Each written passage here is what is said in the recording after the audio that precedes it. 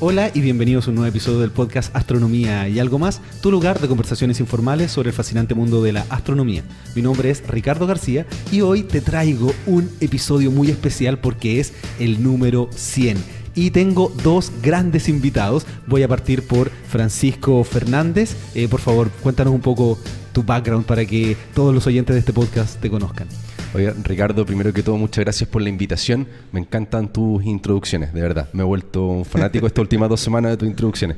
Yo soy Francisco Fernández, también conocido en internet como Panchoso. He armado en mi haber varios canales de YouTube, pero quizás la gente me conoce por el principal, que es Panchoso Blog. Y nada, muy contento de estar aquí en tu podcast, Ricardo.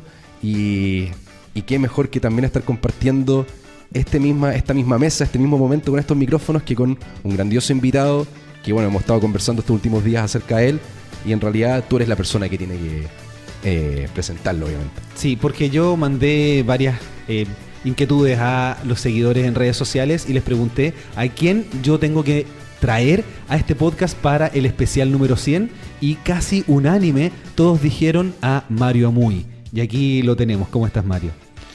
Muy bien, Ricardo, muchas gracias por la invitación y tener el honor de estar en el episodio 100 de tu podcast. Sí, y muchas gracias por aceptar la invitación. Además, yo quería contar un poco sobre tu historia para que los que no han escuchado el episodio número 4 y el episodio número 8, cuando recién comencé este podcast, ahí en el año 2015, wow. Exactamente, tú eres parte del proyecto que se llama Calanto Lolo y que fue la base fundamental para el descubrimiento de la expansión acelerada del universo. Y además de los episodios del podcast, yo hice mi tesis en audiovisual con un documental que se llama Expansión Acelerada, y también apareces en ese documental. Y el descubrimiento para mí es uno de los descubrimientos más importantes de la historia de la ciencia, porque cambia completamente la forma como nosotros entendemos el mundo. Así que felicitaciones por ese gran descubrimiento y por el proyecto Calanto Lolo. Muchas gracias, Ricardo, por esta invitación, y un honor estar aquí conversando con Pancho y contigo, así que démosle. Entonces, vamos a partir con algunas preguntas más sencillas de astronomía, y también quiero que sea una conversación informal. Este es el episodio número 100, tiene que ser, por supuesto, algo entretenido. Sí, entretenido. Y además quería comentarles el formato, quería contarles por qué tengo aquí a Francisco, porque va a ser una especie de coanimador.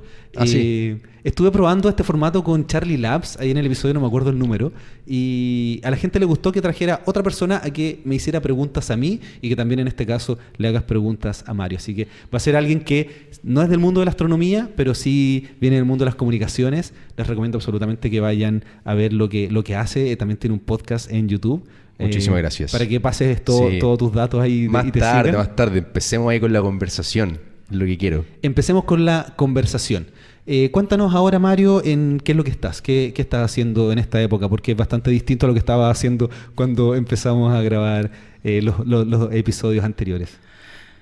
Mira, en marzo del año pasado yo estaba muy tranquilo en mi oficina en Cerro Calán. Hace poco tiempo antes me habían entregado el Premio Nacional de Ciencias Exactas. Sí, eso no lo mencioné en la introducción. Tienes el Premio Nacional de Ciencias, que es un premio muy importante. Felicitaciones por ese premio. Muchas gracias. Y bueno, estaba disfrutando plenamente, ¿no?, ese premio nacional, dando charlas por aquí y por allá, me invitaban a muchas partes, hasta que sonó el teléfono celular y era el teléfono, era la secretaria de la presidenta, Bachelet. Y bueno, me dice la presidenta: quiero hablar con usted. Entonces... La presidenta. Quería hablar contigo. Sí. Sí, ya se habían encontrado en varias ocasiones. Perfecto. También. Entonces salí fuera del edificio de Cerro Calán, porque al interior la señal no es muy buena. Y eso que hay antenas ahí en el mismo Cerro Calán. Hay antenas de celular. De celulares, sí, está plagado. Entonces me pidió en esa conversación si yo podía asumir el cargo de presidente del Consejo de CONICET. Así es que mi vida cambió radicalmente. Le dije: presidente, un honor, muchas gracias, encantado de colaborar con su proyecto de gobierno, y sería posible que me dieran un tiempito para pensarlo, no un cambio menor. Y yo me imagino que no es tan fácil tampoco decirle a la presidenta, deme un ratito, así como para... Claro. Claro, en realidad nunca estuve preparado para responder esa pregunta. Y me dijo, ¿cuánto tiempo necesita? No sé, no había pensado, unas 48 horas. Así es que luego de pensarlo y darle algunas pocas vueltas, la verdad es que era imposible decirle que no a su ofrecimiento, porque no solo se trataba de asumir el cargo de presidente de CONICET, sino que además me hacía el encargo de coordinar el proceso para crear el Ministerio de Ciencia y Tecnología. Sí, quiero que nos cuentes un poco y eso sobre yo eso. Creo que no ocurre 2 veces en la vida. No ocurre nunca más en la vida. Que nos cuentes un poco sobre eso, no en detalle para que hablemos de astronomía, pero siento que es importante porque estás dirigiendo un proceso que hoy día en Chile es muy importante y bueno, tenemos oyentes de otros países, de España, de toda Latinoamérica, para que sepan un poco qué es lo que es CONICET. CONICET es la Comisión Nacional de Investigación Científica Tecnológica. Tiene 50 años de existencia, de hecho estamos celebrando nuestro cincuentenario en este momento, y es la principal agencia que financia, otorga becas para los estudios de posgrado, y además fomenta o incentiva, financia proyectos de investigación científica tecnológica. Es la principal agencia que hace eso en Chile. Lo ha hecho por 50 años. También tiene un programa dedicado a la divulgación y difusión y... Sí, vamos a hablar algo de divulgación también. Tan importante. El programa Explora de CONICET. Y estás a cargo o eres parte de este proceso para crear el Ministerio de Ciencia. Sí, tengo 2 sombreros. Uno como presidente del Consejo de CONICET, que tiene a cargo la definición de las políticas de ciencia y tecnología del país y la definición de los ejes estratégicos de la institución. Y por otro lado, el sombrero de asesor científico de la presidencia, con el propósito específico de llevar adelante, coordinar el proceso para la promulgación de una ley para la creación de un Ministerio de Ciencia y Tecnología. Así que tengo 2 sombreros en este momento. Claro, y por lo tanto la investigación te ha quedado un poco de lado en este último tiempo. Sí, pues me cambié al otro lado de la mesa. Pasé de ser usuario del sistema, del típico usuario que critica CONICET, a estar al otro lado de la mesa y viendo el sistema del otro lado. Y, digámoslo, estoy en las políticas públicas, por decirlo de una manera, y lo que es la investigación en realidad ha quedado bastante relegada y mis pobres estudiantes han pagado el pato.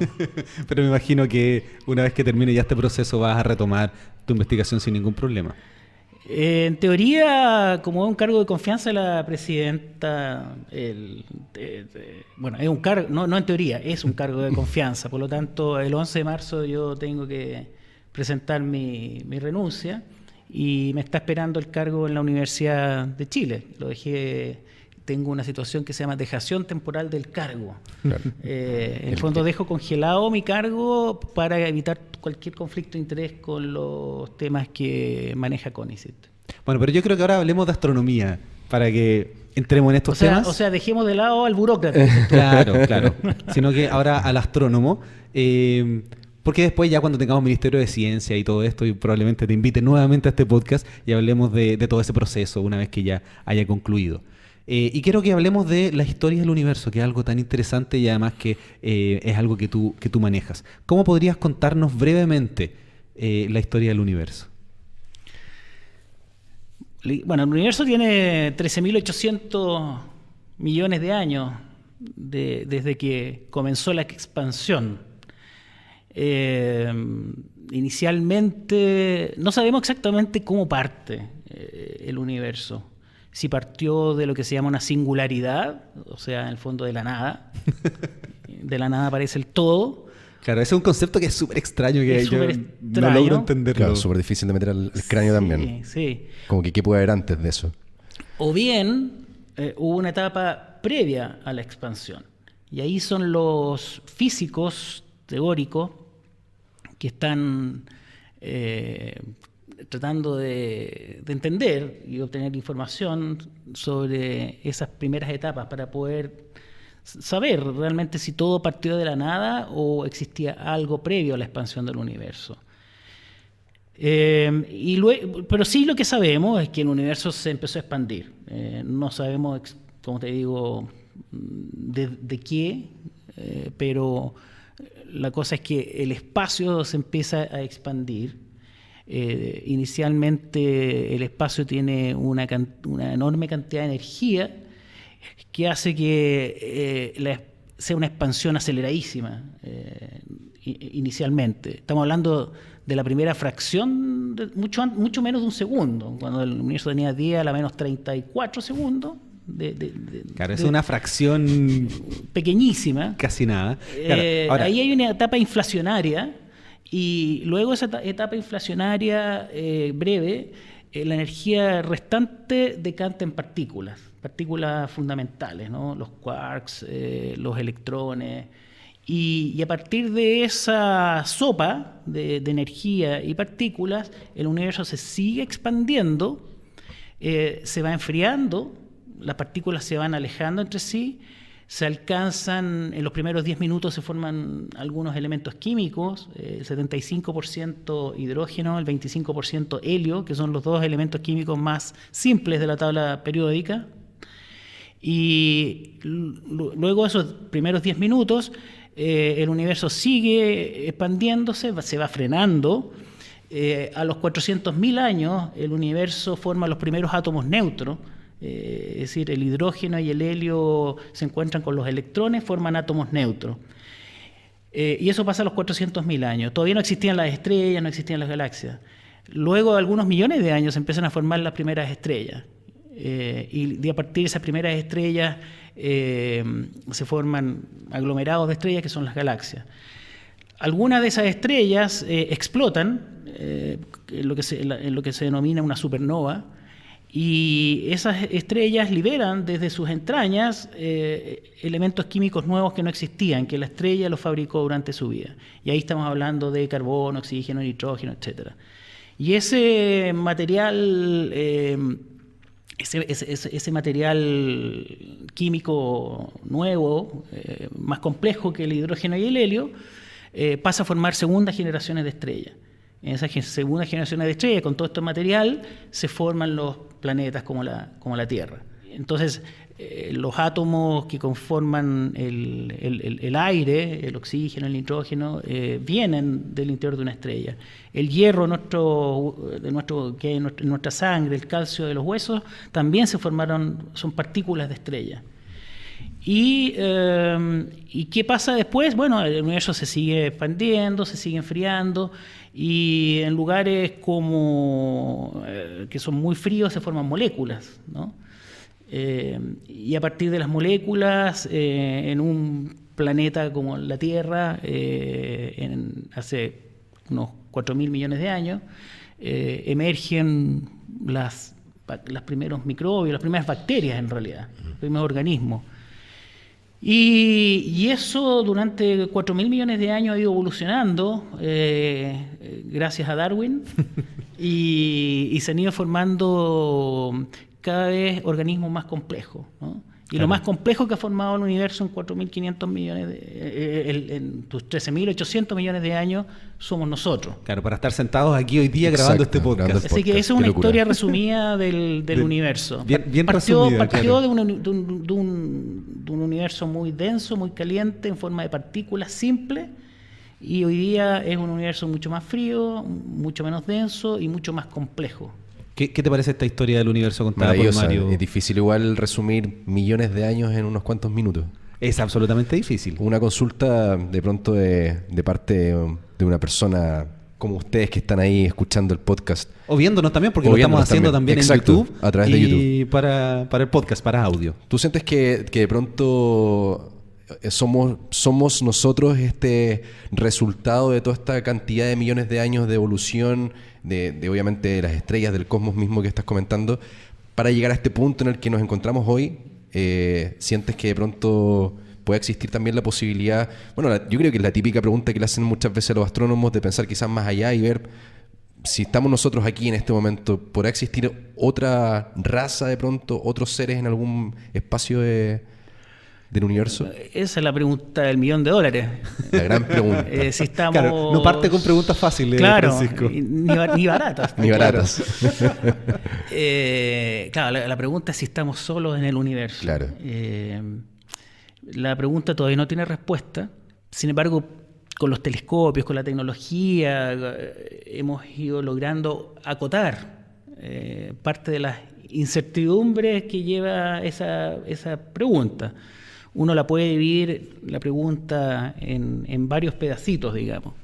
Uno es, existen, ¿cuántas estrellas como el Sol existen? Claro. ¿No? Parecidas al Sol. Existen planetas alrededor de esas otras estrellas parecidas al Sol.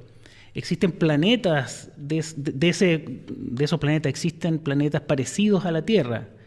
Existen planetas que de ese subconjunto, o de esos planetas existe un subconjunto de planetas que tenga agua líquida, que es fundamental para la vida. Exacto. Después, ¿cuál es la probabilidad de que a partir de esos lugares que son potencialmente habitables se haya dado la vida? ¿No? Y cuál es la probabilidad de que esa vida se desarrolle de una forma similar a la nuestra. Tecnología, claro, que pueda comunicarse con nosotros o que pueda darse a conocer hacia el resto del universo. Y luego, ¿cuál es la probabilidad de que esa sociedad sobreviva a sus propios adelantos tecnológicos? Eso es lo que se llama la ecuación de Drake. Drake es un astrónomo que comienzos de los años 60 se dedicó a investigar este tema y dividió la pregunta como en 7 pedacitos, digamos. Entonces, para poder saber si estamos solos o no, el producto tiene que cumplirse todas las anteriores. Y la multiplicación de las probabilidades de esas componentes de esa ecuación tiene que ser distinta de 0 y cercana a 1 como para poder tener certeza de que en nuestra galaxia hay una probabilidad suficientemente alta como para que existan otros seres inteligentes grabando un podcast. Claro. ¿Sí? Exacto. Ahora, ya empezamos a hablar de ecuaciones ya. Sí, yo me había comprometido a no ponerme ñoño. No, pero es interesante eso, a la gente aquí le gusta que profundicemos en esos temas. Entonces mira, partimos con mucha ignorancia. Hay una persona, me encanta esa frase que dice que la ecuación de Drake es la manera más resumida de resumir nuestra ignorancia. En el fondo tú la divides en 7 pedacitos donde no sabíamos nada, ¿no? Pero le das una formalidad donde resumes toda esa ignorancia. Pero hemos ido avanzando, ganando el espacio a la ignorancia, y hoy día sabemos que existen en nuestra galaxia 200.000 millones de estrellas, muchas de ellas parecidas al Sol. Hoy día sabemos que hay 4.000 exoplanetas, o sea, planetas fuera del sistema solar. Y de esos hay muchos que son sólidos, como la Tierra. Sabemos que hay muchos de esos que están a una distancia adecuada de su estrella para que el agua esté en forma líquida. Entonces hemos aprendido un montón. Hoy día sabemos, se estima, por la información que tenemos, que deben haber unas 40.000 millones de planetas parecidos a la Tierra y con posibilidad de agua líquida. Con posibilidad de agua líquida, 40.000 millones. Entonces eso ya te permite acotar esa incertidumbre con la cual partimos, esa ignorancia con la cual partimos. Y por lo tanto hay energía, o sea, hay estrellas que producen energía. Están los elementos químicos, los mismos que están aquí, están presentes en esas tierras. ¿Hay agua líquida? Sí, sabemos eso hoy día. Y la pregunta es entonces, a partir de todo ese material que es energía, elementos químicos y agua líquida, que parece ser esencial para la vida, ¿cómo pasas tú de esa química que puede ser compleja, pueden ser moléculas con muchos átomos y complejas, cómo pasas tú de esa química compleja a formar el ADN? Porque estamos suponiendo que el ADN es el elemento fundamental para la vida. Bueno, estamos buscando vida como la conocemos, porque si no, no sabríamos por dónde empezar a buscar. Exactamente. Entonces, si tú quieres buscar vida sobre la base del ADN, la pregunta es cómo pasas tú de esa química a la biología, que es el ADN. Claro. ¿Y tú qué crees?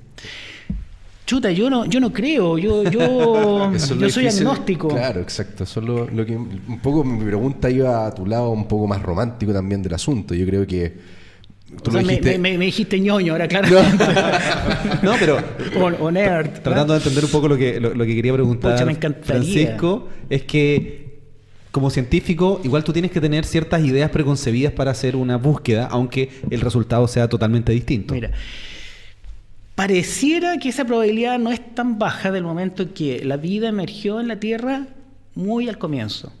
O sea, la Tierra se formó hace 4.500 millones de años y las evidencias más antiguas de las primeras bacterias o células tienen cerca de 4.000 millones de años. Entonces, parece que no tuvo que transcurrir tanto tiempo para que se produjera el traspaso de la biología, de la química a la biología. Entonces, eso te da una sugerencia. Exacto.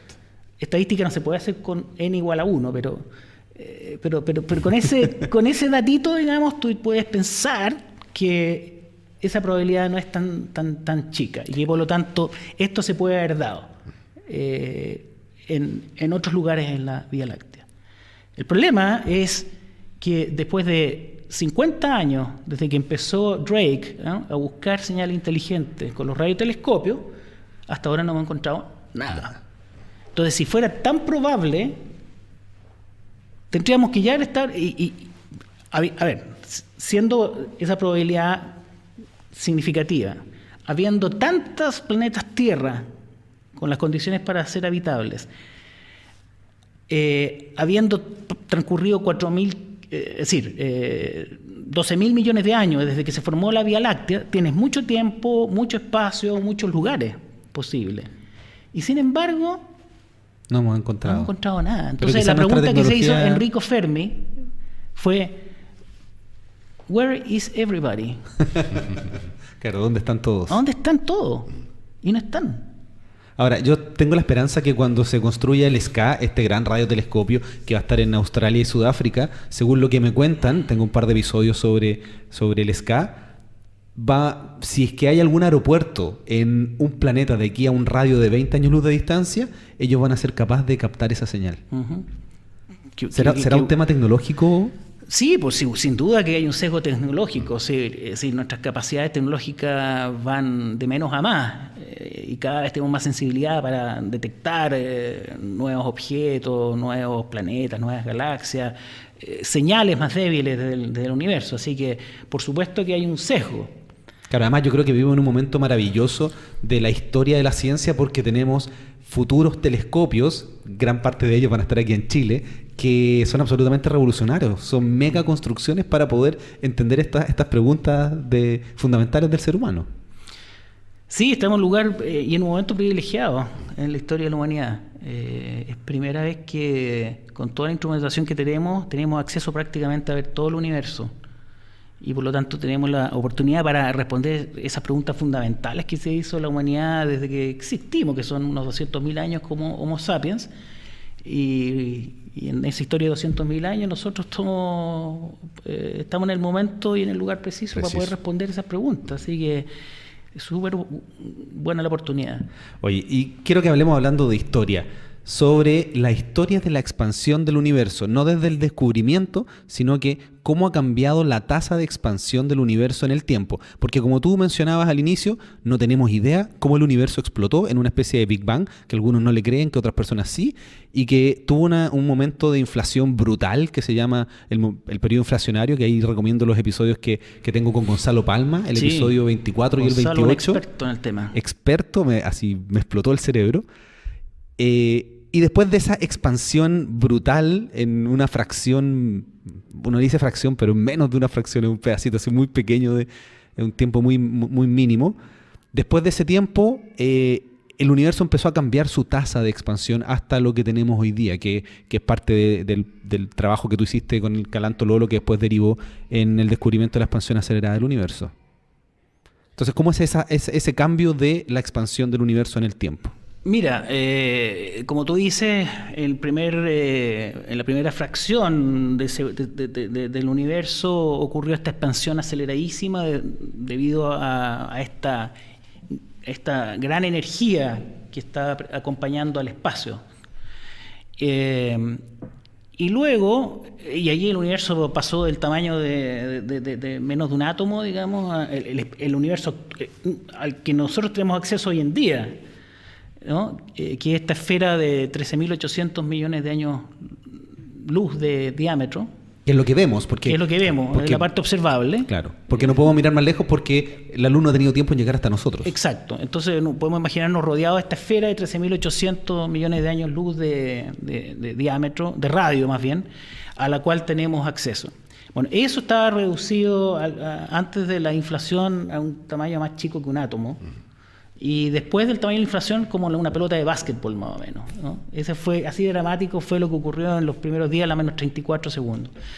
Y después de eso el universo... Cuando uno habla desde un átomo hasta una pelota de básquetbol, no suena tan fuerte como... No me acuerdo lo que me dijo Gonzalo, pero no tengo el número exacto, pero es como desde el tamaño de el planeta Tierra a la Vía Láctea. Sí, muchos órdenes de magnitud. Sí, es que como uno no conoce los átomos, como que uno no se da cuenta que son tan pequeñitos. Son como 10 a la 60 veces lo que se expandió el universo en distancia, en esa fracción de... O sea, un 10 con 60 ceros. Sí. Hagan el ejercicio en su casa, crean un 10 con 60 ceros. Entonces, después, ¿qué pasa? Esa energía se gasta en esa expansión y lo que queda de energía se transforma en partículas, ¿ya? Y luego el universo se sigue expandiendo por este impulso inicial y se va frenando. Y se va frenando porque las partículas se atraen entre sí. Y esto se sigue expandiendo, igual que un gas que se expande, se va enfriando. A medida que se va enfriando, se forman los primeros átomos, después las primeras estrellas, las primeras galaxias. Pero cada vez frenándose. Frenándose en los primeros, si el universo tiene 13.800 millones de años, la primera mitad del universo se frenó debido a la atracción que ejercían los objetos entre sí. Qué extraño, como que creció brutalmente y después empezó a frenarse, o sea, sigue expandiéndose. Se sigue expandiendo, pero cada vez más lento. Menor velocidad, ¿no? A menor tasa, una tasa menor, claro. Y eso debido a la materia que tiene el universo, y como todos sabemos, la materia se atrae entre sí, por lo tanto eso hizo que la tasa de expansión bajara. Claro. Y lo curioso es que hace la segunda mitad del universo, en el segundo tiempo, el universo se puso hiperactivo, se tomó un Ritalin, no, al revés. Claro. Se tomó cafeína, digamos. Cafeína, un café. A mí que me encanta el café. Se tomó un café y se empezó a expandir cada vez más rápido. Pongámonos en marcha de nuevo. Claro. Sí. Y la verdad es que eso fue una sorpresa cuando ese descubrimiento se realizó en el año 1998. Porque según lo que nos había enseñado Einstein, el universo tendría que haber seguido frenándose.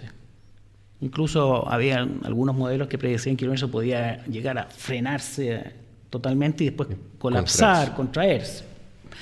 Pero la cosa es que conducir a un colapso como el Big Bang, digamos, de donde partimos. Claro, como que los universos eran cíclicos, pero en 98 se descubre todo lo contrario. Claro. Y la mitad de los datos para hacer ese descubrimiento fueron del proyecto Calantololo. Sí, bueno, la expansión del universo se descubrió en 1929, gracias al trabajo de Edwin Hubble, desde Estados Unidos, California, y Besto Slipher en Arizona. Ellos descubrieron la expansión del universo. Y ahí que planteaba la pregunta, bueno, ¿esta expansión va a ser para siempre o no? Había que pesar el universo, o sea, había que ponerlo arriba de una balanza, porque si tenía mucha masa, ese universo se iba a frenar y se iba a colapsar y contraer para colapsar, ¿no? Pero si no tenía suficiente masa, la expansión se iba a ir frenando, pero iba a ser para siempre. Esas eran como las dos alternativas que se manejaban. Y quiero plantear esa pregunta. El tema era cómo medir cuánto se ha frenado el universo, porque eso te daba la masa. Y bueno, ese fue el experimento que se trató de hacer con distintas técnicas, midiendo distancias a galaxias lejanas, a galaxias cercanas, y nadie realmente tenía la precisión suficiente como para responder esa pregunta. Se hicieron muchos intentos, hasta que le dimos con el palo al gato. En el año 89 empezamos a estudiar supernova desde Chile, una colaboración entre el Cerro Tololo y el Cerro Calán, y en 1996 teníamos ya supercalibradas las supernovas de tipo 1A, que son un tipo particular de explosión de estrellas, y las teníamos tan bien calibradas que podíamos medir distancias muy precisas. Sí, a galaxias lejanas. Entonces, eso fue lo que hicimos entre el 89 y el 93, buscando supernova. Entre el 93 y el 96 hicimos el análisis, llegamos a las conclusiones, hicimos las publicaciones, en que demostrábamos que teníamos ya la caja de herramientas para poder medir distancias súper precisas.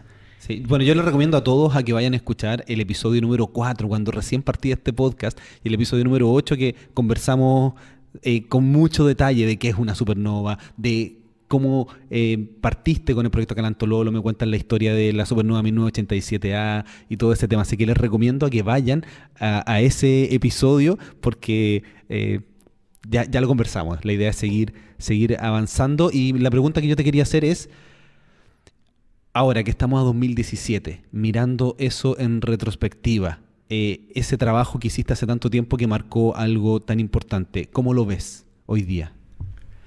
Lo veo lejano del tiempo, han pasado muchos años ya. Yo era joven, como dicen, young and foolish. ¿Ah? Ahora soy old and foolish.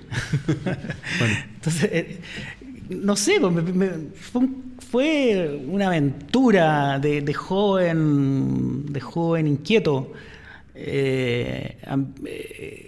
curioso, ambicioso también por buscar respuestas. No tenía la menor idea que iba a llegar a medir la tasa de expansión del universo de manera tan precisa. Simplemente partimos porque era bonito. Las supernovas son bonitas, sobre todo si una supernova aparece al lado de una galaxia, es más bonita todavía. La galaxia se ve más bonita con una supernova, claro, que sin supernova. Entonces, todo el fenómeno era muy bonito. Ahora, todo esto fue una casualidad. En realidad, yo creo que lo comentamos en el programa anterior. Yo llegué a trabajar en supernova por un azar de la vida. Yo llegué a trabajar a Tololo el 27 de febrero del 87, contratado como asistente de investigación, y con la suerte que justo 2 días antes explotó una supernova muy cercana, en una galaxia muy cercana, que llegó a ser incluso visible a simple vista, la famosa supernova del año 87. Y era la primera vez que un fenómeno tan brillante se veía así a simple vista en 4 siglos. Un gran evento astronómico. Tal cual. Entonces, yo estoy esperando la siguiente supernova, una que ocurra en esta galaxia. Sí, nuestra galaxia, la Vía Láctea, nos debe como 4 supernovas. Sí, yo se las quiero cobrar, yo quiero ver una supernova a simple vista. Así que fue esa casualidad, que llegué a trabajar a Tololo, a hacer una cierta pega, y bueno, dado que había explotado esta supernova, el director me pidió que me dedicara a estudiar esta famosa supernova. Y eso fue lo que me motivó posteriormente, el año 89, a organizar una búsqueda sistemática de supernovas y calibrarla. Y jamás pensé que iba a terminar las supernovas en Estocolmo. Entonces, lo veo como, no sé, pues como bueno, lejos en el tiempo. La verdad es que lo hice yo cuando partimos esto, yo tenía 27, 29 años. Y han pasado 30 años de eso. Entonces, se ve lejano, como que lo hubiera hecho otra persona. Un poco así se ve. ¿Tú querías hacerle una pregunta, Francisco? Sí, en realidad quizás está la respuesta en aquellos primeros capítulos que nombraste, pero no sé, toda esta narración que estás haciendo se me viene a la cabeza Twister, la película en donde aparecen estos cazatornados, y uno de pronto puede pensar en cazador de tornados, simplemente es como seguir, no sé, los cielos oscuros, de repente un poco más nublados en Estados Unidos, que tengan distintas conductas que puedan entregar a los científicos la idea que ahí puede aparecer un tornado. Pero ¿cómo es el caso de una supernova? Porque al final, no sé, no logro entender muy bien cómo es el salir al universo, a mirar el universo y tratar de encontrar supernovas en distintos lugares. Claro, tenemos que mencionar, para los que no conocen lo que es una supernova, que es la explosión de una estrella cuando muere. Así es. Claro. Entonces, claro, cuando muere la estrella, se emite tanta energía que ese puntito insignificante se transforma en un punto muy luminoso. Perfecto. Entonces, la manera de buscar supernova es simplemente con mucha paciencia fotografiar una galaxia y esperar hasta que aparezca un punto brillante. Perfecto. Por eso decía, las galaxias se ven mucho más bonitas cuando tienen una supernova, porque se le ve un objeto luminoso. Ahí. Sí, tomaban placas todos los días en Tololo. El problema es que una galaxia se demora 100 años más o menos en producir una supernova, entonces no se lo recomiendo a ningún estudiante de doctorado que se ponga a observar una galaxia para esperar una supernova. Claro. Entonces, lo que hacíamos era observar cientos, miles de galaxias con un telescopio que tiene un campo de visión muy grande en Tololo, que es la cámara Schmidt. Sí, yo encuentro muy interesante que, bueno, a mí este es un tema que me encanta, por eso quise hacer mi tesis y el documental sobre esta historia, y tengo mucho material de la entrevista contigo, con todo el resto de las personas que participaron en Calán Tololo, y me cuentan tantos detalles que son tan interesantes, por ejemplo, que tomaban fotografías toda la noche, tú revelabas las placas porque eran vidrios donde se hacía la imagen, y sin hacer nada, sin dormir, tú bajabas hasta La Serena para enviarlo por bus hasta Santiago. Sí, algo así, era como un trabajo de posta, una carrera de posta, porque yo no estaba había arriba, internet, en Tololo, trabajaba toda la noche tomando placas fotográficas, al final de la noche había que revelarlas en tanques de agua y químicos. ¿Hace cuánto no secarlas?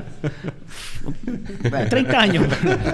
Había que revelarlas, secarlas, ponerlas en una caja bien envuelta, bien cubiertas las placas con esponja para que no se quebraran.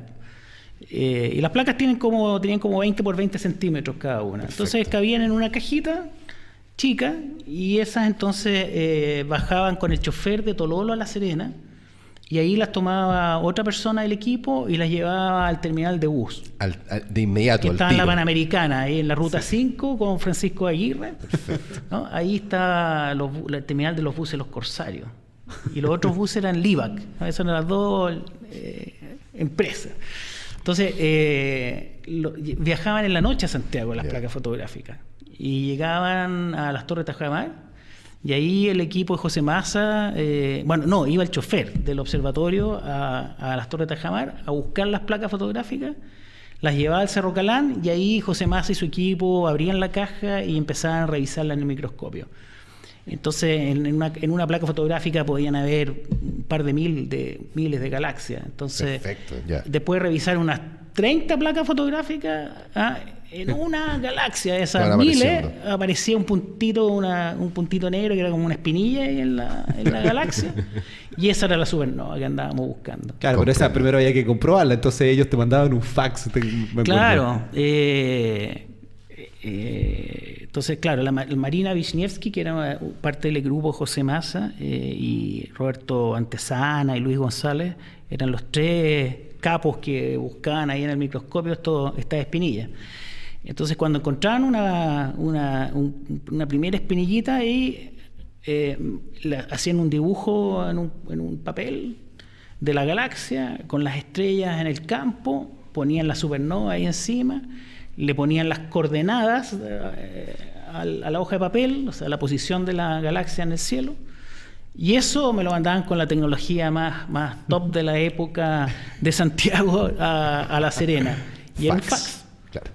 Y yo lo tomaba, entonces llegaba más o menos la calidad, pero suficiente como para ver algunos puntitos, ¿no? Y la galaxia. Y de ahí yo me iba a la biblioteca a ver el survey del cielo austral, que había sido un mapeo fotográfico del cielo austral, que era muy profundo.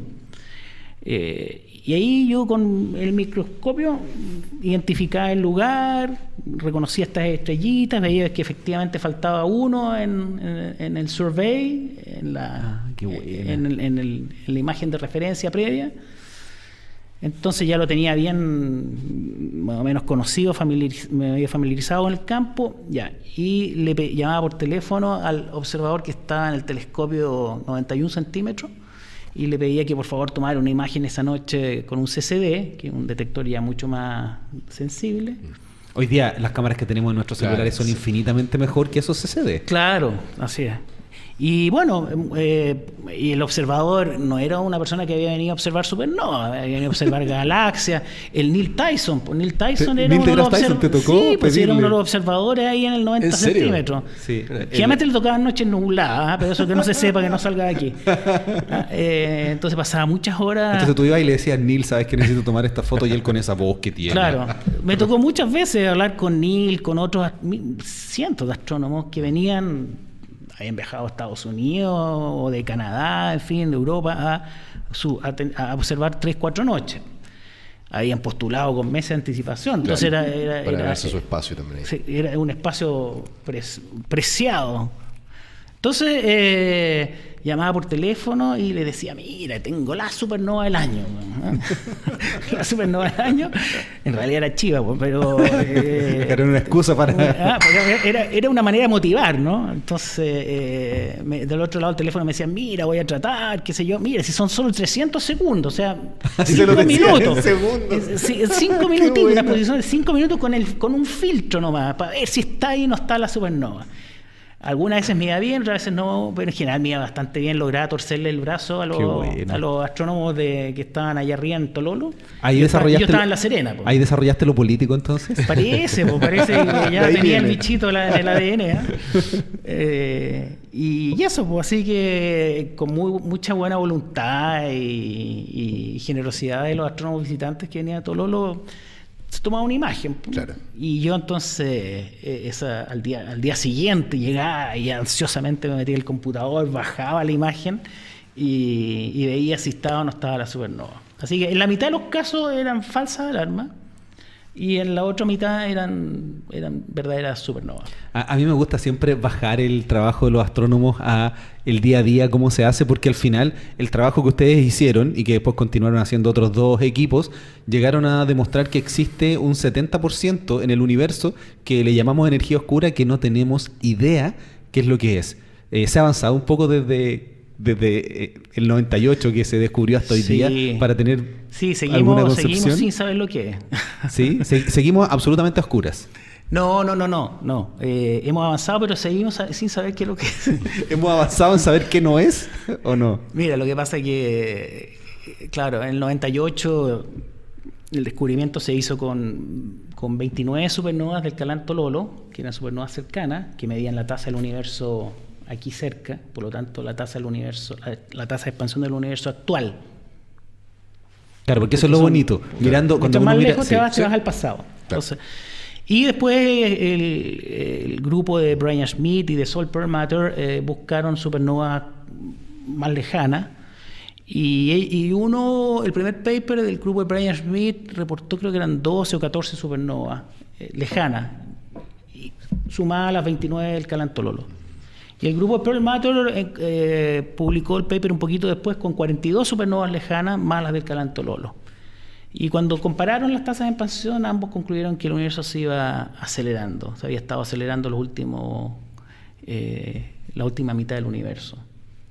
Ahora, en ese momento, ellos, para poder explicar esta cosa rara que era la aceleración, que no se explicaba por la física tradicional de Einstein, inventaron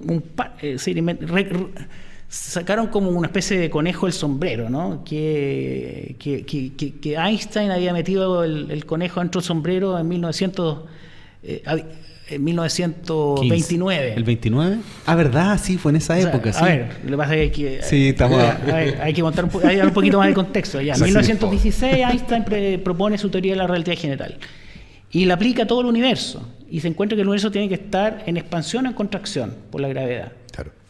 Y resulta que no había evidencia de aquello en ese momento, por lo tanto Einstein saca un conejo del sombrero que le llamó la constante cosmológica y con eso parcha la ecuación original y logra explicar que el universo sea estático como se conocía en 1917. Claro. Entonces, pero en 1929 Hubble y Slipher descubren la expansión del universo y por lo tanto el conejo se metió al sombrero, no fue necesario usar ese parche a la ecuación de Einstein. Y resulta que en 1998 se descubre que el universo se está acelerando, o sea, no solo no está estático, está cada vez expandiéndose más rápido. Entonces, ¿cómo lo explicaron en 1998? Sacando nuevamente el conejo de Einstein, que es la constante cosmológica. Pero como una primera explicación, una primera hipótesis. Y ahora, desde 1998 hasta ahora, han transcurrido casi 20 años y se han obtenido mucho más datos. Entonces tú ya puedes caracterizar mucho mejor qué diablo es lo que produce esa aceleración. Y a medida que se han obtenido observaciones de varios cientos de supernovas y se ha complementado con otro tipo de información astronómica, todo apunta a que efectivamente es la constante cosmológica de Einstein. ¿Y qué significa que sea la constante cosmológica? La constante cosmológica tiene como una interpretación física en energía del espacio vacío. O sea, el espacio vacío tiene energía El y eso hace... El espacio vacío tiene una energía asociada y eso hace que el universo se acelere. Yo cuando empiezo a pensar esas cosas ya me explota el cerebro. Exactamente, se quema un poco. Sí, y son conceptos tan difíciles de a veces de entender. Y con esto quería ya cambiar un poco de tema.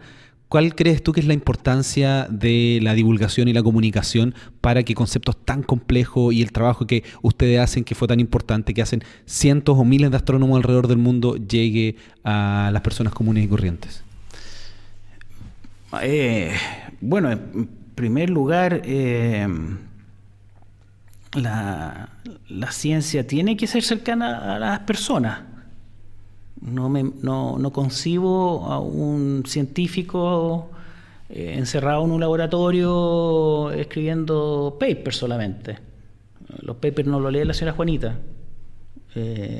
Y sin embargo es la señora Juanita la que está financiando ese trabajo. Entonces no concibo a un investigador encerrado en un laboratorio satisfaciendo solo su curiosidad. Está bien que investigue por curiosidad, así lo hice yo también, pero tenemos que salir con ese conocimiento fuera de los muros de nuestros laboratorios, de nuestras universidades, a la sociedad, por la razón que acabo de mencionar. Así que es un deber, ¿no? Ineludible. Ahora el tema es cómo se hace para que eso sea ameno, sea traducido a un lenguaje fácil. ¿Cómo se hace en el fondo para que la señora Juanita ahí entienda acerca de la expansión del universo, que probablemente le va a hacer estallar la cabeza antes que nosotros? La señora Juanita o don Pedrito, digamos. Exacto. Pero yo no sé cuántas personas de lo que nos están viendo o escuchando van a comprender en profundidad todo lo que hemos hablado incluso en este episodio. Sí, bueno, hay todo un desafío y yo creo que necesitamos muchos Ricardo García, porque tú, Ricardo, estudiaste astronomía, fuiste alumno mío en curso de cosmología en la Escuela de Ingeniería de la Chile. Después cambiaste de carrera y te dedicaste al cine y te titulaste como director de cine o cineasta. Realizador en cine y televisión, pasando por licenciatura en comunicación audiovisual. Eso. Entonces, encontrar una persona que reúna la virtud de comunicar y que tenga el conocimiento científico que tú tienes, hay muy poco. Y la pasión también. Pasión. Hay que decirlo. En el caso de Ricardo. Absolutamente. Sí. Entonces, necesitamos muchas personas como tú que traducen el trabajo del científico a un lenguaje simple y a un formato ameno, amigable, ¿no? Así que yo me acuerdo del primer periodista científico, uno de los primeros periodistas científicos que hubo en Chile, que fue un pionero, Hernán Holguín. Sí, vi alguna vez. Murió muy joven. Lo que hacía. Murió muy joven. El mundo de Hernán Holguín se llamaba, ¿no? Era un muy buen comunicador. Y bueno, Chile ha cambiado mucho en estos años y hoy día estás tú, está personas como Gonzalo Argandoña, Pablo Rosenblatt, claro. Andrea Obaid, que también la entrevisté en este podcast. Bueno, no quiero dejar estoy dejando a muchas personas afuera.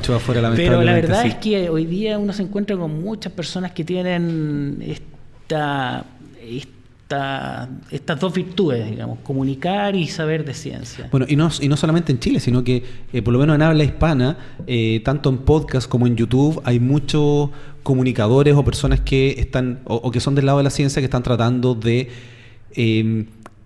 compartir este conocimiento con todo el mundo, y le está yendo muy bien. Canales españoles que tienen muchos suscriptores también. Y para ti, Ricardo, ¿qué significa el tema de la divulgación científica? Porque pronto tú también lo has tenido, o sea, tú lo vives, tú lo realizas, estás viajando constantemente, estás tratando de también levantar todo lo que sea posible para ti y poder estar comunicando justamente lo que se está descubriendo, lo que se está estudiando. ¿Cómo ha sido? Bueno, a mí me pasó más o menos lo que le pasó a Mario con la Supernova 1987A, pero a mí me pasó con la comunicación, porque yo comencé a asistir a la Asociación Chilena de Astronomía y Astronáutica, a Chaya, y porque quería aprender, quería hacer observaciones del universo, aprender a ocupar telescopios, y así por casualidad me pidieron hacer charlas. Y empecé a dictar charlas a las visitas antes incluso de empezar a estudiar astronomía. Y claro, después cuando estudié astronomía eran mejores las charlas, obviamente tenían más contenido. Y sin darme cuenta, ese bichito que comenzó con hacer charlas terminó siendo lo que hago hasta el día de hoy, que es la comunicación más que la investigación.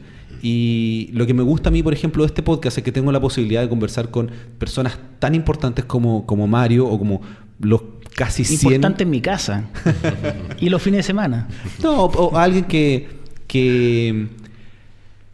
hizo un estudio que puede compartir, ya sea un estudio pequeñito o un estudio grande, que fue en este caso el proyecto Calantololo, que para mí es algo que me gusta mucho, además por eso hice, y lo repito nuevamente, el documental sobre este proyecto.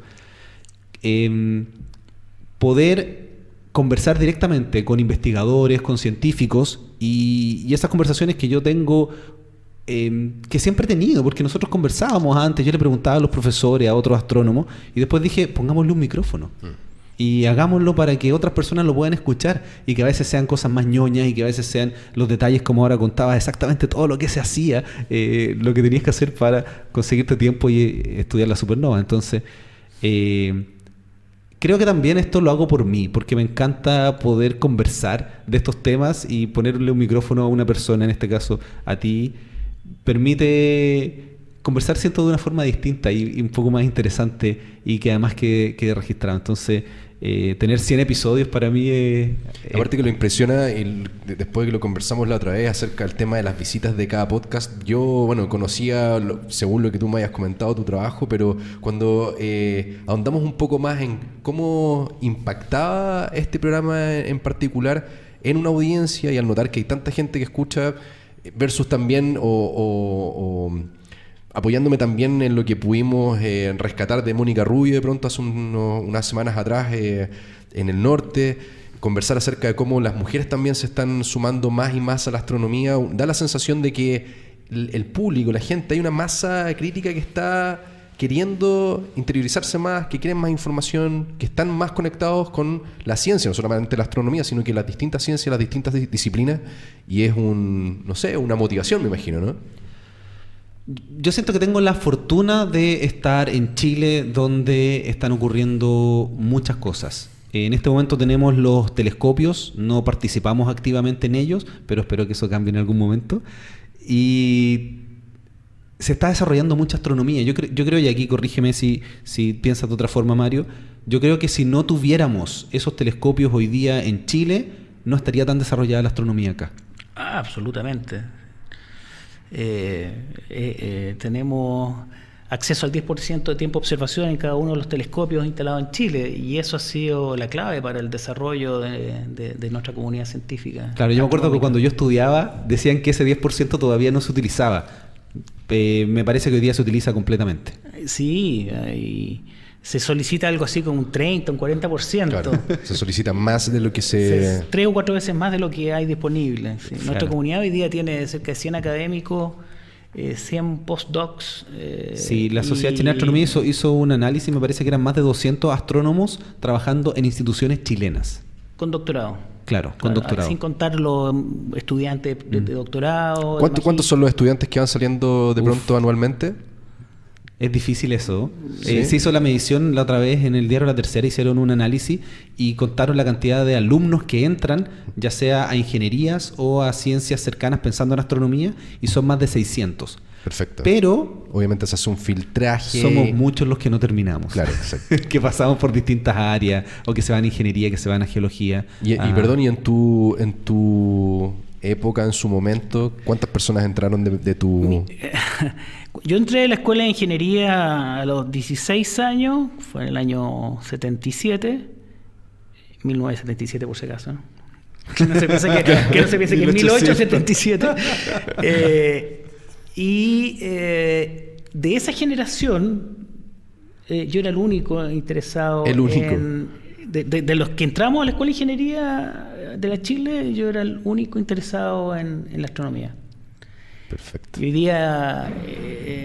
día entran a la Chile cerca de 20 personas, estudiantes interesados en este tema.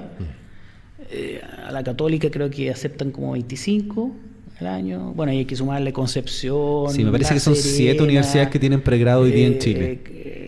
Claro, Antofagasta, en fin. Sí. Así que O sea, eso te lleva como a los 600 Claro. estudiantes de astronomía de pregrado. Claro, pero no van a salir 600. No, eso es un número porque... ¿Pero claro, cuántos serán? ¿Unos 50 personas? ¿Unas 40 personas? ¿Al año? No, un poco menos. Sí, mira, no tengo el dato exacto, pero mira, en la Universidad de Chile son una docena que obtienen su licenciatura cada año. Ya. Bueno, entonces, en la Católica un número parecido, o sea, yo creo que Sí. entre Puede ser 50, sí. 60 personas al año obtienen su pregrado. Y ahí no todos pasan al magíster o al doctorado, entonces se va angostando la pirámide. Bueno, y respondiendo también a la pregunta que tú me hiciste, con todo este contexto en Chile, siento que tengo el privilegio de poder estar aquí en un país que, si bien ha desarrollado, a mí me gusta llamarle comunicación más que divulgación, pero ya es una cosa personal.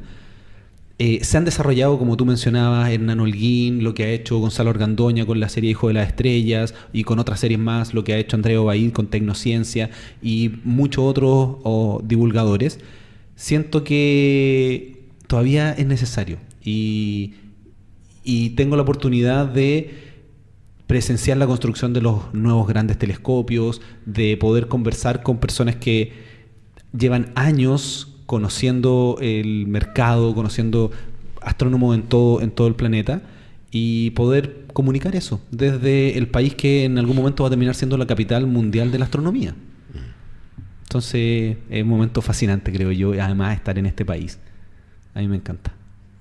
Oye, y Ricardo, bueno, me imagino que estás al tanto de este, bueno, ya lo mencionamos a la pasada, el proyecto de crear un Ministerio de Ciencia y Tecnología, que está en discusión en el Parlamento en este momento, y que posiblemente sea promulgado este año. Estoy cruzando los dedos. ¿Cómo ves tú, cómo te imaginas tú la actividad de la divulgación de la ciencia en esta futura institucionalidad? ¿Qué pregunta más compleja que me haces? No esperaba algo ¿Cómo así. te lo imaginas? ¿Cómo te gustaría que fuera? Dame algunas ideas. A ver, yo siento que desde el punto de vista de los científicos, hay científicos muy buenos para divulgar y científicos que son muy malos. Entonces, como bien decía, en general todos debieran de alguna forma compartir sus investigaciones con el público final, que son las personas que están pagando impuestos. Pero siento que en algunos casos es mejor que tenga un mediador, alguien que conozca de ciencia, que conozca de comunicación, algún periodista, comunicador, cineasta, youtuber, lo que sea, que permita hacer ese puente, porque está muy, muy lejano lo que hace un científico de la persona común y corriente. Y no es porque el científico vive en otro planeta o sea alguien especial, sino porque lleva años para tener un doctorado en astronomía, hay que estar casi 10 años o incluso más estudiando un solo tema. Entonces, obviamente, uno se encierra en su propio mundo. Entonces, hay que tener esa conexión. Y si tú pudieras elegir así como una política país, una política pública del Ministerio de Ciencia y Tecnología para la divulgación, popularización de la ciencia, generación de una cultura de ciencia, tecnología e innovación, tú pudieras elegir 3 ejes, digamos, de trabajo. Ya, yo creo que el primero sería tener la posibilidad de financiamiento para entidades privadas que puedan hacer divulgación. Productoras audiovisuales u otro tipo de instituciones que desde una forma un poco más imparcial quieran comunicar la ciencia. Porque, por ejemplo, lo que yo veo hoy día en Chile es que, y en otros países también, es que las personas que hacen comunicación o divulgación son instituciones, son universidades, son organismos que tienen investigadores y que quieren mostrar que sus investigadores hacen cosas interesantes. Que yo creo que eso es muy importante que exista y se está desarrollando mucho hoy día. Pero alguien que quiera comunicar ciencia por el hecho de simplemente compartir temas interesantes, falta un poco más. Entonces, bueno, yo participé en un Corfo con Gonzalo Argandoña y otras productoras audiovisuales en el cual estamos tratando de desarrollar lo que nosotros hacemos. Entonces fuimos a congresos, a distintos lugares, trajimos expertos para que nos muestren cómo el contenido que nosotros hacemos, poder exportarlo y poder hacerlo de mejor forma. Entonces, abrir esa posibilidad, porque incluso nosotros tratamos de postular como empresa privada a financiamiento y es muy, muy difícil en algunos casos. Eso por un lado. Por otro lado, yo igual tengo entendido que parte de los fondos que se le dan a los astrónomos para hacer investigación incluyen divulgación. Pero muchas veces esos fondos se utilizan para hacer ciclos de charlas. Y yo creo que ya los ciclos de charlas, si bien son súper bonitos y entretenidos, como que es lo más fácil para hacer. Dicen, hagamos un ciclo de charlas. Pero hay muchas otras cosas que se pueden hacer. Entonces siento que quizás puede haber un equipo que trabaje en conjunto con los astrónomos o equipos que reciben financiamiento para decir qué es lo que queremos comunicar. Y además me da la impresión de que hay algunos lineamientos importantes a largo plazo de cuál es la ciencia que queremos potenciar en Chile, cuáles son las investigaciones importantes que nosotros queremos desarrollar, y esas áreas que hay que pensarlo a largo plazo también tienen que ser las que se incentiven para la divulgación. No sé si hay algo de eso pensado en las áreas donde vamos a fomentar, en planetas, en cosmología, en extragaláctica. No sé si, me imagino que tenemos que pensar como comunidad cuál es la ciencia que vamos a potenciar. Me imagino que hay algo así, ¿o no? Bueno, algo de eso estamos haciendo desde CONICIT. Hemos definido algunos ejes estratégicos o prioritarios, 6 en particular, que están en la página web. Y cuando exista el ministerio, me imagino que quien sea ministro o ministra adoptará alguna de las políticas públicas en este ámbito que hace CONICIT, que hace la Corfo, que hace el Consejo Nacional de Innovación. Y después seguirá perfeccionándolas y desarrollándolas, pero yo creo que como punto de partida va a adoptar las políticas que hoy día están en estas instituciones, estas organizaciones. Bueno, me imagino también que para ver las políticas de divulgación también se va a hacer un llamado a los comunicadores o a la gente que trabaja en estas áreas a que entreguen ideas, sí, me imagino. Claro, porque me pusiste en aprieto en este momento, porque tampoco es algo que yo haya pensado y desarrollado, claro. Son ideas que tiro rápidamente. Claro, no lo sabías, pero era tu casting. Estaba en este momento tomando la decisión si es que ibas a participar de... No, mira, cuando un proyecto de ley para crear un ministerio, en realidad es una institucionalidad, son espacios institucionales que se crean, ¿ya? Y el contenido se le da después. Claro, exacto. En el proyecto de ley tú no le das contenido, no dice vamos a investigar A, B o Z, ¿ya? Entonces, ese espacio en realidad es el punto de partida, no el punto de llegada. Claro. Ahí es como si tú construyeras una casa hiciste la obra gruesa, le hiciste las terminaciones, y ese es el proyecto de ley. Después tú tienes que alajar esa casa y tienes que dotarlo de contenidos de política de ciencia y tecnología, política pública. Entonces tienes que ponerle las cortinas, le pones las alfombras, los muebles, etcétera. Y eso es lo que se hace una vez que tengas institucionalidad. Entonces, eso tú no lo puedes definir ahora en el proyecto de ley, porque si no sería como saltarnos la democracia. Claro, empezar a pensar... En la democracia se eligen los presidentes, el presidente designa a sus ministros o ministras como sus representantes en las distintas carteras y tienen la facultad de hacer la política, para eso fueron elegidos. Claro. Y tienen el mandato del pueblo para eso, ¿no? Claro, pienso que es como hacer la decoración Entonces, del baño sin tener la casa. casa. A priori esa política a ese ministerio. El ministerio tiene que hacerla y ojalá con una visión de largo plazo. Entonces, todo está por construirse. Yo siempre digo, el ministerio es el punto de partida, no es el punto de llegada. Claro, pero se ha estado luchando por el ministerio hace mucho tiempo. Entonces tú ahí tienes que definir políticas de áreas prioritarias, políticas de centros de investigación, políticas de difusión, de generar una cultura de ciencia y tecnología en el país. Y eso está todo por hacerse. Entonces hay que ponerse a pensar. Por eso te hacía la pregunta, te provocaba un poquito, digamos. Bastante, no un poquito. Para que desde ya personas como ustedes, que están en los medios y en las comunicaciones, junto con científicos, podamos ir trabajando junto a una política en este ámbito. Entonces está todo por hacerse, está todo por hacerse. Eso es lo bonito. Eso es lo Ahora, los recursos siempre son escasos, entonces hay que ser ingenioso y ver dónde se ponen los recursos para que sean más efectivos. ¿Los pones, por ejemplo, a nivel escolar o lo pones en el público más adulto? Claro. Entonces tienes que plantearte una estrategia y una política. Claro, cuando uno empieza a pensarlo desde ese lado ya se pone muy difícil, pero también algo bonito lo que mencionas, que está todo por construir y estamos armando algo que va a sentar las bases de cómo va a ser la ciencia en Chile y la comunicación de aquí a... Lo personal, a mí me gusta mucho el estilo de divulgar de esta manera a través de estas plataformas nuevas, porque justamente también se puede conectar con estos públicos que son infantes, son públicos nuevos, niños en su mayoría. Estamos hablando, por ejemplo, en este caso de YouTube, este podcast que se puede estar subiendo a YouTube y que pueda de pronto un público que te conoce a ti a través de un canal y de repente tiene, no sé, 10 años, 8 años... Y comienza a interesarse en la ciencia, en la astronomía, también es un súper buen punto de partida.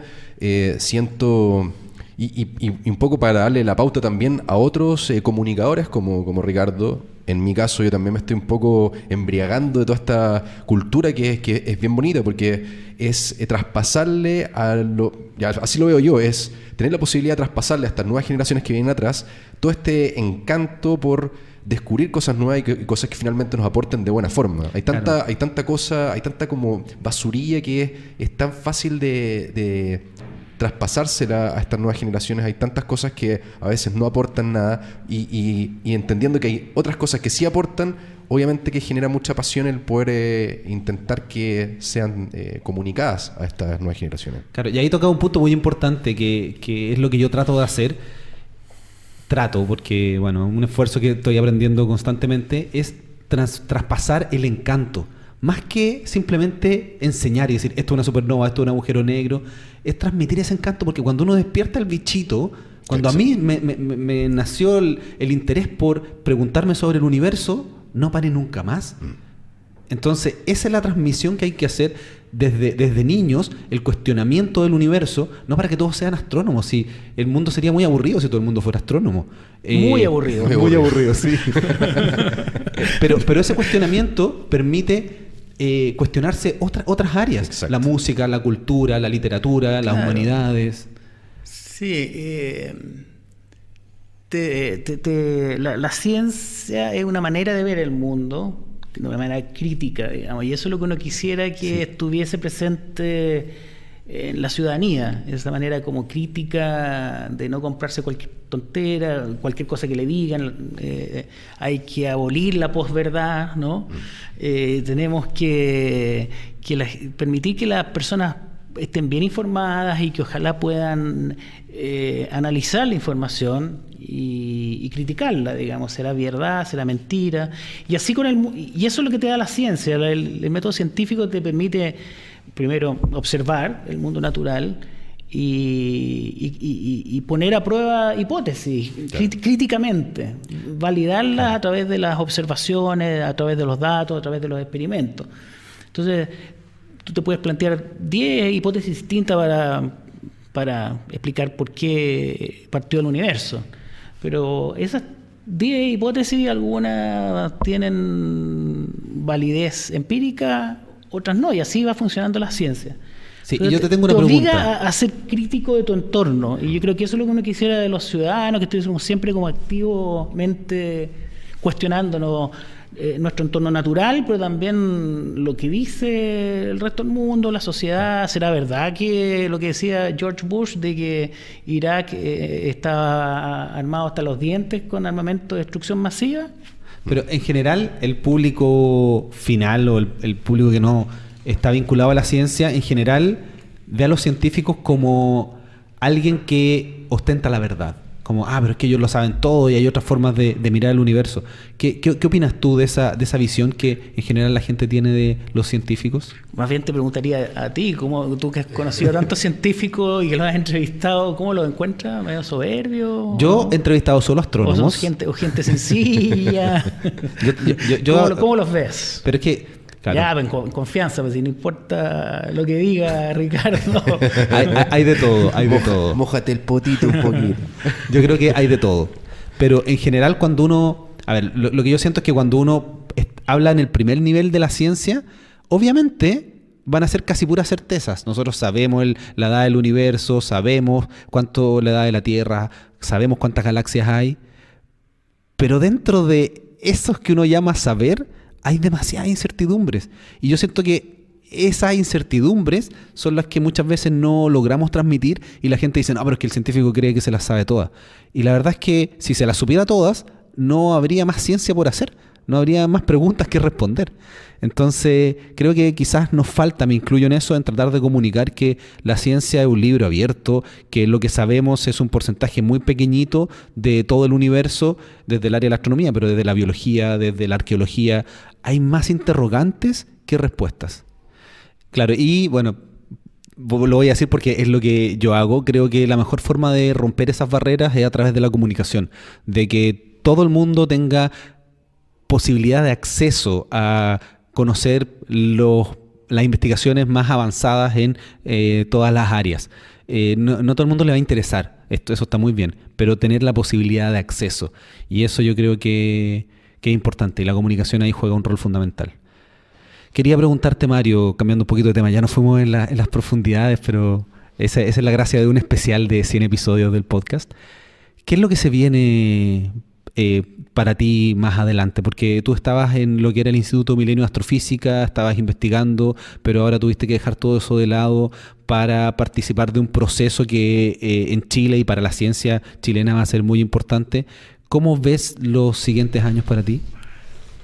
Qué buena pregunta, por lo menos para mí. A ver, claro, como tú dices, yo estaba con un cargo en la universidad de profesor, de investigador. Estaba dirigiendo el Instituto Milenio, que es uno de los proyectos de financiamiento grande que existe en Chile hoy en día. Y que han hecho cosas comunicacionales muy bonitas. Yo se las recomiendo, voy a dejar algunas. Han hecho unas figuras, o sea, unas animaciones muy bonitas, han hecho harto por la comunicación ahí. Estaba dirigiendo ese grupo que eran cerca de 150 personas, entre profesores, académicos, investigadores, jóvenes, estudiantes, etcétera. Así es que en eso estaba. A su vez tenía mi grupo de supernoveros en Cerro Calán. Qué buena, supernoveros. Que eran estudiantes, postdocs, pero se ha dispersado ese grupo. Desde que estoy en CONICET, los estudiantes se graduaron, los postdocs terminaron, se fueron. Hay uno que está en Estados Unidos, el otro está en Portugal y el tercero está en Finlandia. Entonces, en este momento mi equipo realmente se dispersó y estoy un poquito alejado del mundo de la investigación. Me entero por los mails de lo que está pasando. Y en este año y medio he descubierto que disfruto mucho Las políticas públicas. A ver, hasta hace 1 año y medio yo disfruté de los impuestos que pagaban todo el mundo, la señora Juanita, don Claro. Pedro. Ellos me financiaron mi investigación. Eso me permitió a mí satisfacer mi curiosidad, investigar la supernova, después tuvo sus implicancias, sus bonitas consecuencias, pero esencialmente financiaron mi curiosidad. Y yo me entretuve y me pagaban por eso. Entonces, aunque parezca un cliché, es el momento de devolverle al país lo que el país le dio a uno, ¿ya? Es un lugar común lo que estoy diciendo, pero es verdad. Bueno, por Es algo decir, los en lugares este comunes momento- son lugares comunes. En este momento siento que puedo aportar al país desde CONICYT, desde este trabajo legislativo, y creo que puedo hacer una contribución al país de vuelta, por lo que el país me dio a mí, y creo que puedo contribuir más en este momento desde esta plataforma que escribiendo otro paper más. Claro. Entonces, estoy aprendiendo en este proceso de hacer políticas públicas, de participar en un proceso legislativo para crear una institucionalidad y un futuro ministerio. Desde CONICYT estamos ideando una serie de políticas públicas que también espero que sean un legado. Y siento que desde esta plataforma puedo contribuir de manera más significativa que si estuviese en mi oficina escribiendo un paper. Entonces, no tengo idea qué va a pasar el próximo año. Yo sé que el 11 de marzo tengo que presentar mi renuncia porque es un cargo de confianza de la presidenta. Y quizás, bueno, vuelvo a mi oficina a escribir papers. Me gustaría escribir algunos libros. No solo astronomía, pero tengo otros ¿En proyectos serio? también. Porque ya tienes un libro que se llama Supernovas. Tengo un libro que ya tiene 10 años. Y 10 años ya, como pasa 10 el años. tiempo. Y tengo ahí unas invitaciones de una editorial para escribir otros libros. Eso me motiva. Pero otros libros comentas que no son de astronomía. Por ahora, el compromiso que tengo con la editorial es escribir de aquí a 1 año un libro de astronomía. Ya. Pero también tengo otras ideas dando vuelta en la cabeza que no sé, que necesito sacar cosas adentro. Claro, me imagino que ahora en este cargo... Y contar un poquito mis experiencias en el mundo de las políticas públicas. Claro, yo decía que me imagino que con todo el trabajo que tienes ahora es difícil poder cranear esas ideas que tienes adentro y todavía se están ahí, como que las tienes en un lado y en un momento van a tener que Estoy surgir. como empezando a esbozar esos proyectos, digamos, para el próximo año. Ahora, me interesaría seguir contribuyendo a las políticas públicas en materia de ciencia y tecnología. Yo creo que es clave para el desarrollo de nuestro país incorporar el conocimiento a nuestro desarrollo, para lograr un desarrollo sustentable y no basado solo en la extracción de recursos naturales. Entonces, eso me gustaría hacerlo. No sé exactamente cómo ni en qué lugar, pero creo que eso me motiva mucho. Para allá va entonces la cosa. Podría ser. Una mezcla con también escribir libros de Ya. divulgación, en fin. Son algunas de las cosas que estoy empezando a esbozar, pero la verdad es que Claro. faltan algunos meses. Oye, y mirando hacia el futuro, ¿cómo ves la ciencia en Chile de aquí a unos 10 años más? O por lo menos el área de la astronomía, que es nuestra área. Mira, yo creo que armar en la institucionalidad que estamos armando ahora es una reforma grande. Grande. Es una de las cosas importantes que está pasando en la ciencia chilena. Llegar a tener un ministerio y tener todo un sistema de ciencia, tecnología e innovación, que no es solo un ministerio, pero involucra varios otros ministerios, es algo no menor. Y yo creo que, como lo dije antes, el punto de partida es una plataforma para generar estrategias de desarrollo basados en conocimiento, innovación, tecnologías. Creo que se puede cambiar al país desde esta institucionalidad, desde este futuro ministerio. Y Y para eso hay que definir estrategias de largo plazo, políticas de mediano plazo y acciones de corto plazo. Al dejar instalado ese espacio, yo creo que podemos dar un gran salto. No un ministerio para la ciencia, es un ministerio para el país. Y yo creo que como país realmente podemos transformar nuestra matriz productiva y podemos tener un país verdaderamente desarrollado. Hoy día tenemos un país que ha crecido enormemente. Mira todos los indicadores que quieras, digamos, y en los últimos 20, 30, 40 años, Chile era súper distinto a lo que es hoy en día. Es un país que ha crecido enormemente. Pero por el hecho de tener un PIB per cápita más alto que hace 20, 30, 40 años, no hemos logrado volar por nuestros propios medios, con nuestras propias alas, ¿no? Se baja el precio del cobre y todo se estremece. Entonces, realmente necesitamos que ese desarrollo sea sustentable, que podamos volar por nuestras propias alas, y eso se logra incorporando el talento, el conocimiento, la materia gris de la gente, de las personas, a lo largo y ancho de todo Chile, porque el talento está en todas partes, incorporando eso a nuestro desarrollo. Claro, y ese desarrollo además tiene que llegar a todo el mundo, porque a veces el crecimiento llega a solo algunos. Y ahí estoy convencido de que esta estructura institucional que estamos armando puede hacer una gran diferencia. Entonces, en 10 años más, yo estoy muy optimista que podamos tener, me imagino, una inversión del 1% del PIB en ciencia, me lo imagino, sería no te hermoso. Lo puedo garantizar, pero creo que en la medida que tú tengas estrategias y objetivos claros, vas a poder ir apalancando más recursos. Y vas a poder tener, por ejemplo, centros de investigación, verdaderamente centros, que hoy día no existen en Chile, en distintos temas que son fundamentales para responder problemas que tiene la sociedad. Por decirte, podría ser el tema de la marea roja, puede ser el tema de la salud, la alimentación, puede ser el tema, puede ser en ciencias sociales, para aliviar algunas tensiones que tenemos por allá en el sur de Chile y en el norte y en todas partes. Entonces, yo imagino centros de investigación, unos 4 o 5 centros potentes de investigación de ladrillo, que no sean virtuales, ¿no?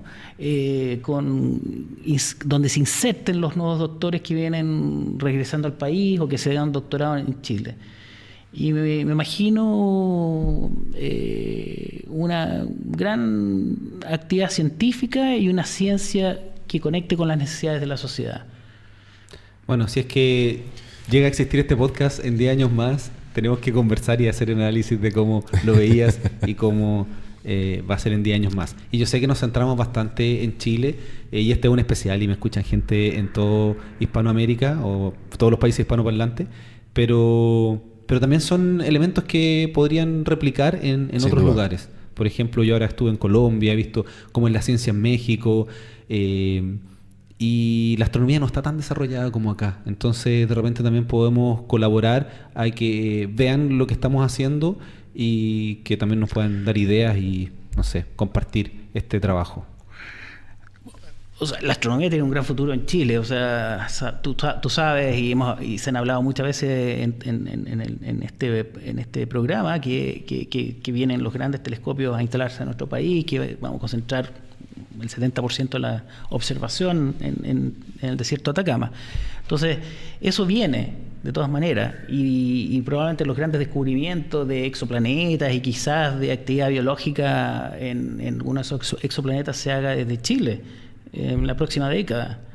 Entonces, sin duda que vamos a avanzar el conocimiento, pero asociado a ese conocimiento está todo lo que es el manejo de grandes bases de datos, Big Data, cómo analizas tú esa cantidad enorme de datos para extraer la información relevante.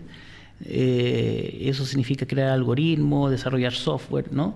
Entonces ahí tú tienes toda una tecnología asociada a la astronomía que puede generar capacidades en el país enormes, porque después todo ese conocimiento de informática, de manejo de grandes bases de datos, pueden permear a tantas otras áreas de nuestra economía, de nuestro quehacer. Entonces, está la investigación fundamental, pero también hay que pensar cómo llevar ese conocimiento hacia lo que la gente también requiere. Claro, necesita, exacto.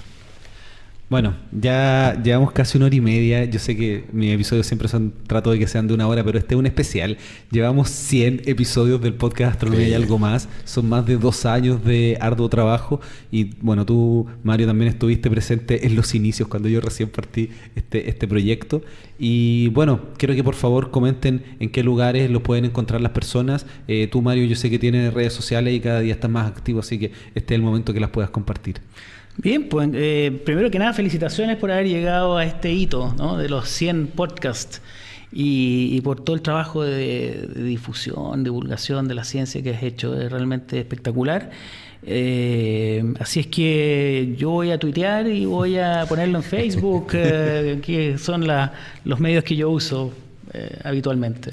Bueno, voy a dejarlo aquí en la nota del episodio para que te sigan todos en Twitter también. En Twitter creo que soy Mamuy. Creo que eres. Creo que soy, sí. Es que, no sé, pues nunca ingreso con mi clave, claro, con mi nombre de usuario y clave, porque está abierto siempre en mi teléfono. Claro, sí. Pero va a estar aquí en la descripción. Es mi inicial y mi apellido. Mamuy, para que ahí pueden tutear y además vean lo que hace Mario. Excelente. Francisco o Panchoso. Panchoso. Bueno, a mí me pueden seguir también en Twitter, @panchoso_b corta o v. Y bueno, sí, yo creo que Twitter es una de mis redes sociales favoritas. Instagram, que es exactamente lo mismo, panchoso_b corta. Y me sumo también a las felicitaciones de Mario. Creo que estáis haciendo un súper buen trabajo, Ricardo. Continúa en la misma senda, porque sin duda alguna te puedes convertir el día de mañana en uno de estos pilares que se van a estar buscando quizás también en un ministerio de ciencia, quién sabe. Yo quiero seguir haciendo comunicación, no sé si quiera estar en algo así, pero bueno, uno nunca sabe hacia dónde llega la vida. Viejo y vas a tener que trabajar en las políticas públicas.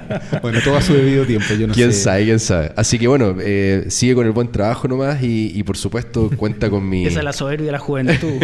Claro, cuenta con mi apoyo para lo que necesites y genial poder participar de este capítulo número 100. Ojalá se vengan 1000 más. Muchas gracias. Bueno, a mí me encanta hacer esto. Lo que quiero seguir haciendo es lo que he estado tratando de hacer, porque a veces no es fácil poder tener los fondos para poder realizar lo que a uno le gusta, pero siento que soy un afortunado que puedo hacerlo, puedo viajar, puedo conocer personas y eso me encanta, así que muchas gracias. Y antes, bueno, como es un especial, podemos pasearnos por todos los lugares donde yo quiera, así que quería preguntarte, Francisco, ¿qué es lo que se viene? Porque probablemente llegue algunas personas que también te siguen a ti y quieren saber qué es lo que se viene para Panchoso. Este es el capítulo número 100, a ver, ¿qué se viene? Bueno, a los que me siguen, cerré mi canal este año y eso tiene que ver con un cierre de un ciclo que duró bastante tiempo, desde fines del 2009, que tenía un canal en el que estaba creando cierto tipo de contenido. Llegué a un punto en el que sentía que ya ese contenido tenía que llegar hasta ahí y ahora estoy recapitulando y un poco también observando, viendo desde afuera qué está sucediendo en internet para ver a qué seguimos. Así que el futuro es incierto aún. Claro, podemos adelantar que estamos conversando algunas ideas. Sí, todavía estamos en el mundo de las ideas. De a poco también, como lo dije hace un rato, me he estado cautivando con esta área que también maneja muy bien en Ricardo y una área que también a mí, por ser un ciudadano de este planeta y una persona que constantemente mira al cielo también, me apasiona bastante, sin tener el conocimiento que quizás requiere a veces, pero sí el romanticismo para poder mirar para arriba a las estrellas y maravillarse, porque de verdad siento que el trabajo que hacen los astrónomos, tanto en Chile, bueno, como en el resto del planeta, es grandioso. Este último tiempo he tenido la posibilidad de acercarme un poquito más a eso y motiva mucho. Así que, quién sabe, de repente por aquí también va la cosa. Bueno, este es el momento en que yo doy las gracias y termino el episodio, pero como es un especial, quiero hacer lo que hago una vez que apago aquí la grabación. Perfecto. Y uno queda conversando, lo quiero hacer todavía en el micrófono, que es que comenten qué les pareció esta conversación que ya lleva más de 1 hora y media. ¿Qué te ha parecido esto, Mario? Nos fuimos por distintos lugares. Bien, me parece muy terapéutico. Hace bien conversar. Me ha hecho bien conversar y ponerme al día, ¿no? Contigo, con Pancho, que no lo conocía, y poder mirar un poquito al futuro, mirar lo que estamos haciendo, imaginarnos el país en 10 años más. Creo que eso ha sido un ejercicio muy saludable. Francisco. No, y lo ha pasado excelente. A ratos también anonadado también con la conversación. No, bien, muy, muy entretenido y muchas gracias de verdad por la invitación. Ha sido un gusto. Yo estoy probando formato. Para mí este es un formato nuevo. Quería aprovechar de hacerlo en el episodio 100, de contar con otra persona no del mundo de la astronomía. Porque también desde mi lado personal siento que estos últimos años he estado muy concentrado en lo que es la astronomía. Y mi interés en algún momento es también empezar a abrirme y poder hacer comunicación de otras ciencias. Porque empiezo a descubrirlas y son muy bonitas. Y para eso hay que experimentar con formatos. Por supuesto. Y eso es lo que está haciendo en este Súper momento. bien. Bueno, les quiero agradecer de verdad muchísimo haber aceptado esta invitación que les hice para participar en el episodio número 100, este especial de 100 podcasts de astronomía y algo más. Así que muchas gracias. Genial, grande Ricardo. Sigue adelante, Ricardo, Vamos con dándole duro por la ciencia y por la divulgación. Lo haré. Muchas gracias.